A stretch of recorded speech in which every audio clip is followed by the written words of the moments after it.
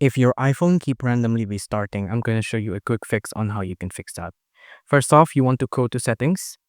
On settings, you want to go ahead and go to general. On general, you want to go ahead and scroll down until you find transfer or reset iPhone. On here, you want to tap on reset. On here, you want to tap on reset all settings. Now, don't worry, this won't reset or erase any data that you have on your iPhone. It's just going to reset all of the settings. So any settings or any preference that you might have done that messed up your iPhone so that it restarted every couple of seconds randomly, it's going to get resetted here. You want to tap on reset all settings there. But if that doesn't work, once you have reset all your settings and it's still restarted every couple of while, we can do something called a forced reset.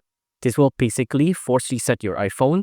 Now it'll make it back into a clean slate, and that might solve your restarting issue. Again, don't worry, this won't erase any data. This is just cycling through your iPhone. So if you want to go ahead and press volume up, volume down, and then power really fast like this. And then you just want to keep holding it until the Apple logo comes up. Let's just go ahead and keep on holding it like this. Once the screen turns black, keep holding the power. Now you want to just wait until the Apple logo comes up. There you go. Let go. Now, once you have let go, give it a couple of seconds. It will restart your iPhone all to back into a clean slate. Now, once it has done, it should solve your restarting issue with iPhone.